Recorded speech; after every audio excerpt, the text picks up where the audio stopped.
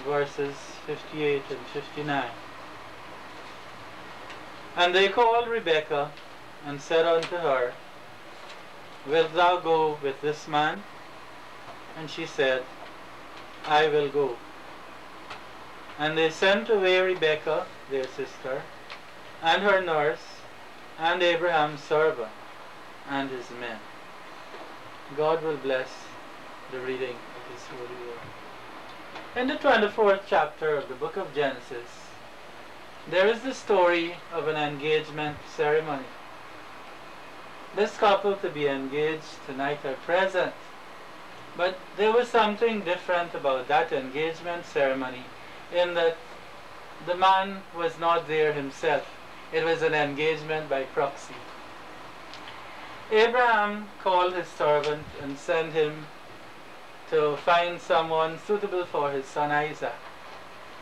And when the servant got to the area, he bowed his head in prayer. And he prayed, O God of my master Abraham, I shall stand by this well, and let it be that the first girl who comes here, and I say to her, Give me a drink of water, and she says, I will give you to drink and also your camels. And you know it's not easy to give camels to drink. I will give you to drink and also your camels. Let that girl be the girl that you have chosen for Isaac. And so he waited and he opened his eyes, and as soon as he opened his eyes, up came Rebekah.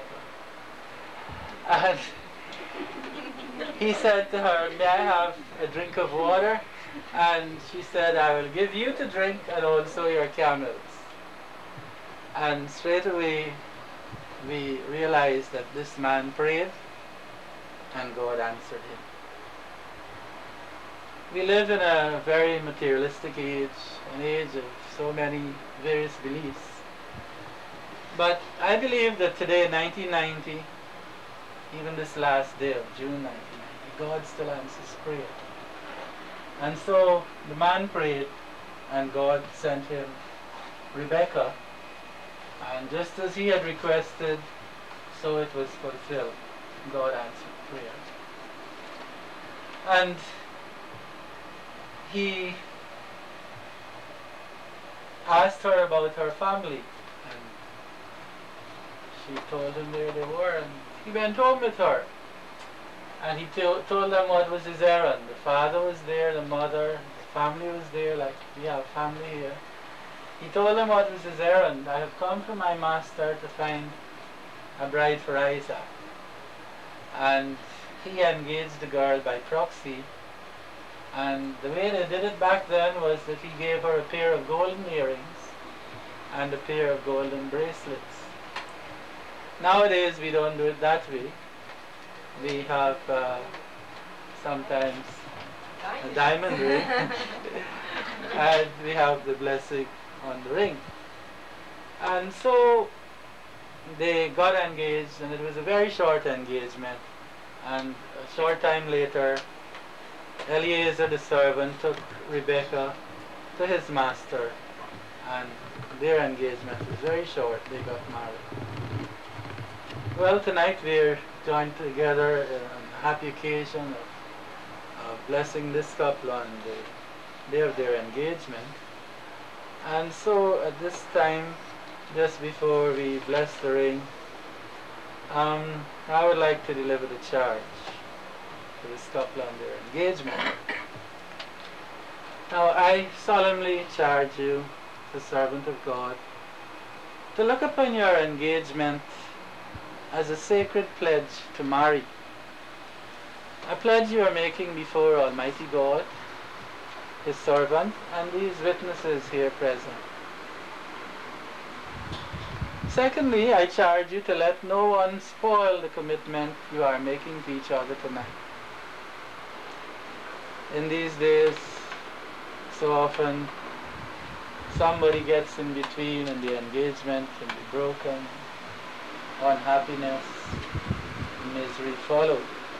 But may I encourage you as God's servant not to let that be your experience, but to be true to each other during the time of your engagement. I don't know how long it's going to be, if it's going to be for a year, so that next June we'll have a wedding. I don't know how long we plan to stay engaged, but I would encourage that during the time you're engaged, you be true and faithful to each other. Thirdly, I charge you to recognize that while engagement is a step toward marriage, engagement is not marriage. Therefore, we do not have, when we are just engaged, the rights and privileges that married people do.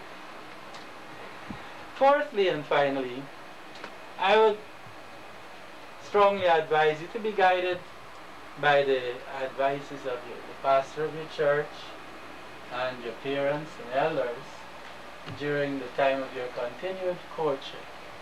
Be true to each other.